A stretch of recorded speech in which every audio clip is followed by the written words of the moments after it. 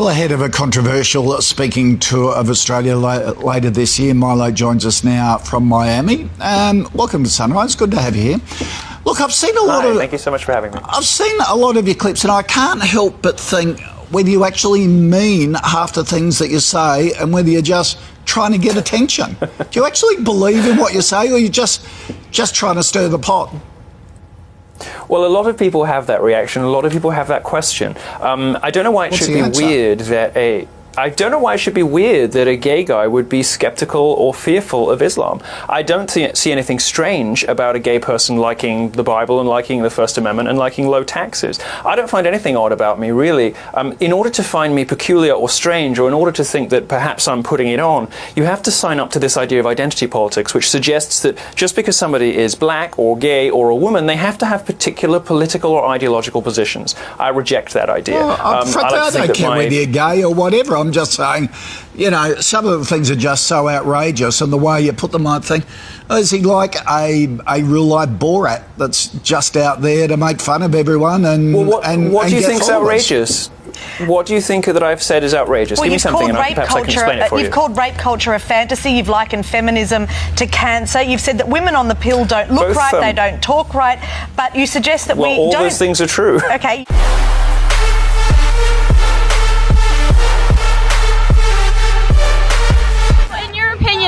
What's the cure to our westernized kind of idea that it's okay to catcall at women and that sort of thing? What is the solution in your opinion? What is the solution to catcalling? Certainly not walking around in my underwear.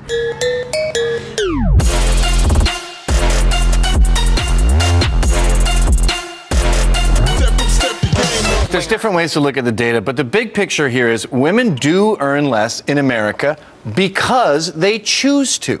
They would rather go to their daughter's piano recital than stay all night at work working on a proposal. What? So they end up earning less. They're less ambitious, and I think this is sort of God's way. This is nature's way of saying women should be at home with the kids. They're happier there. I hope that your viewers do not take you, sir, seriously. There's a great book you should read. It's called Why Men Earn More, and it's all about women choosing to put family over work, and that's why they earn less. Having a choice does not mean that you're less ambitious, and your comments are absolutely deplorable. Sean, I would like less ambitious in the workforce. I would like you to adjust it. You're a father. You have a daughter. Heroes. If you were a real feminist, you would support housewives and see them as the heroes, and women who work wasting their time. You said that women are less ambitious. Women are less ambitious. You have also said that women are better suited in the home. Yes, You've also said that, that women are emotional and women shouldn't run for public office. All of these things that just I never said women shouldn't run for public office. Yes, you have. You've said that If we're talking about 50% of the population, generally out of this 250 million people or 150 million people, most women are happier at home. They are pretending that they like working, and they're not making money because they don't stay all night at the office. They don't go the extra mile. They don't work all weekend. You're making a mistake. You would be much happier at home with a husband and children. Oh, boy.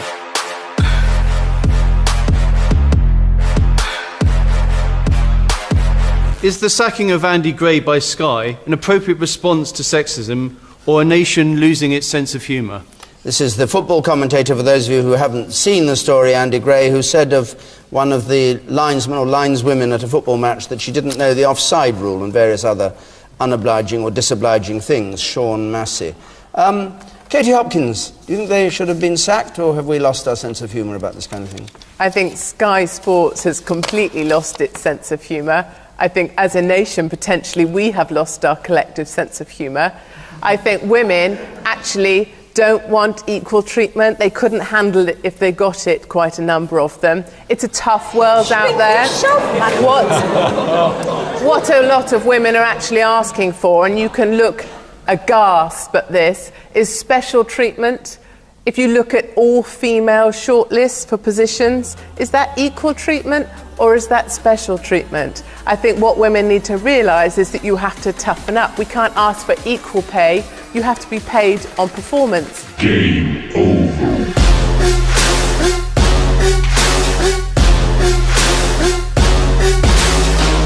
So are you a feminist? Of course not.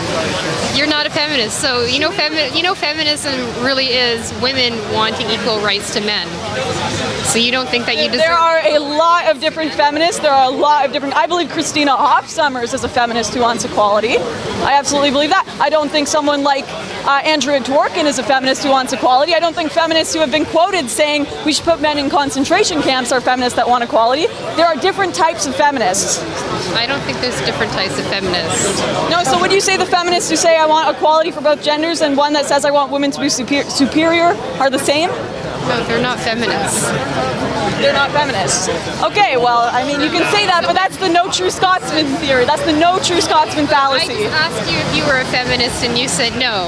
And no, I'm not. I'm a feminist because I believe in equality for men and for women and men, and for all genders. So women and men. No, all genders. No, so women and men.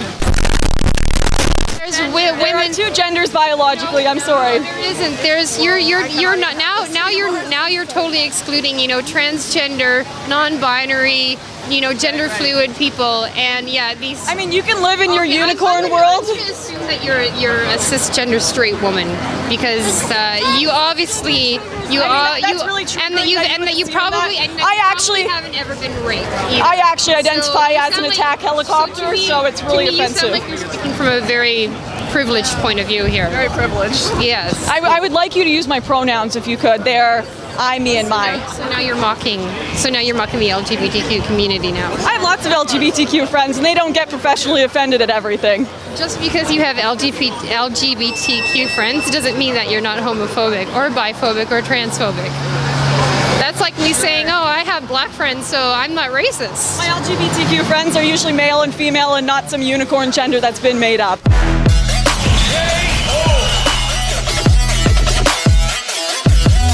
Caitlyn Jenner honored with the Arthur Ashe Courage Award at the ESPYs. Did she deserve it? Was it the right choice? Joining me now in the audience, Zoe Tur, pilot and reporter who herself is transgender, and Ben Shapiro, senior editor, Breitbart News, author of Bullies.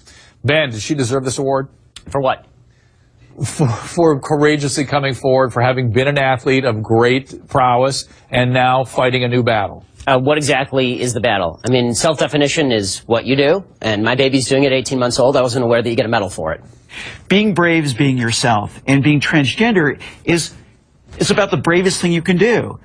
Did she deserve the award? 65? Yes. Why are we mainstreaming delusion? It's not delusion. Why would you call it delusion? Because Caitlyn Jenner, I'll call him Caitlyn Jenner. No, because it's her. You're not being polite to the pronouns. Because disrespectful. Okay, forget about the disrespect. Facts don't care about your feelings. It turns out that every chromosome, every cell in Caitlyn Jenner's body is male with the exception of some of his sperm cells. You don't know what you're talking about. You're not educated on genetics. Would you like to discuss the genetics? Or Well, no, what no. are your genetics? So let's stay away from the genetics and back to the brain scans. You cut that out now, or you'll go home in an ambulance. Yeah, that seems mildly inappropriate for a political discussion. But to be fair, you're actually being kind of rude. And that's not fair. I'm sorry, it's not rude to say that someone who's biologically a male is a male. You just someone called me who's sir. biologically male is a male.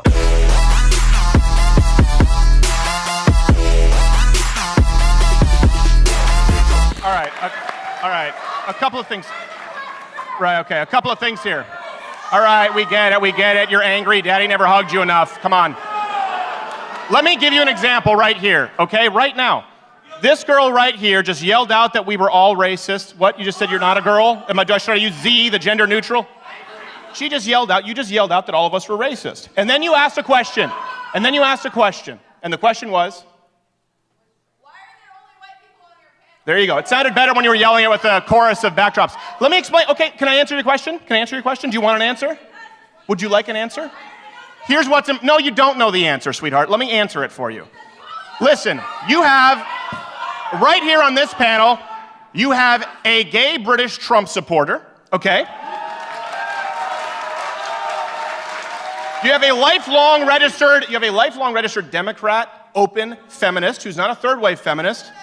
And you have a French-Canadian Christian conservative. So you may ask, why is there only white people? Because the only diversity you don't care about is that of intellectual diversity.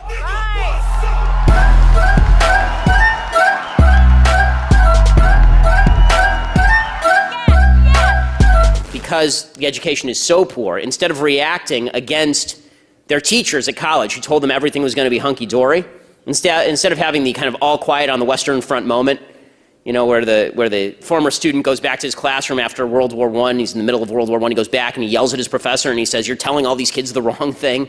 You're telling them that war's awesome." Instead of them going back and yelling at their professors, they say, "No, it just shows my professor was right because society is unjust."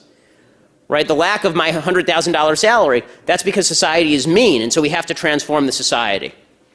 And that's why young people, again, 40% back speech codes in American life. This is why I think the last poll was nearing or over 40% of young people are okay with socialism, like the actual socialism, because they don't know anything.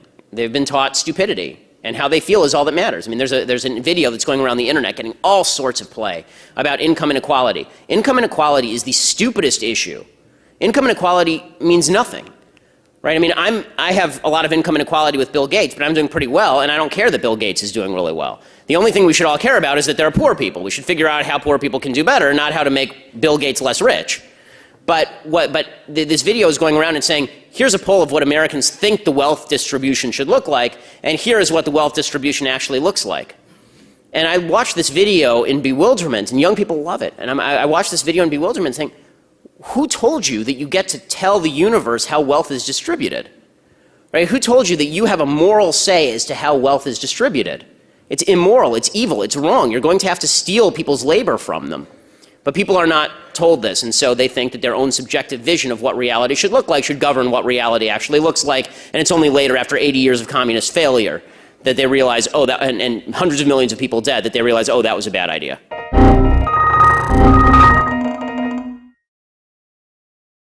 You have shown yourselves with these demands to be vindictive, to be nasty. All I can say is, thank goodness we're leaving. You're behaving like the mafia. You think we're a hostage. We're not. We're free to go. We're free to go. And 85, and this, now I do understand. Onorevole Farage. I do understand. Onorevole Farage. Sorry, Mr. Farage. Listen, I'm trying to give you the chance to speak and say everything you want to say. But if you're talking about the mafia, you're saying this Parliament is behaving like the mafia. As far as I'm concerned, that's unacceptable. If you're not, no, I do understand. I do understand, sir, Mr. President. I do understand national sensitivities. I'll change it to gangsters. Come and see Stacks, California's where I'm at.